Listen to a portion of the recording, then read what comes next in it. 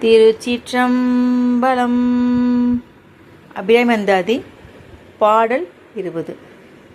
உரைகின்ற நின் திருக்கோயில் நின் கேள்வர் ஒரு பக்கமோ அறைகின்ற நான் மறையின் அடியோ முடியோ அமுதம் நிறைகின்ற வெண்திங்களோ கஞ்சமோ எந்த நெஞ்சகமோ மறைகின்ற வாரிதியோ பூரணாசல மங்களையே. விளக்கம்.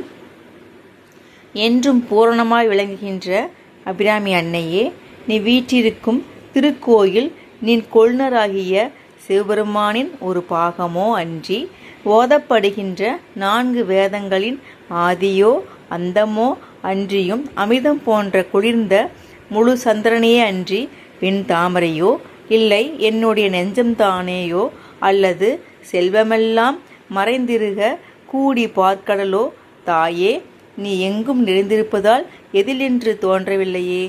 சிவாய் நம.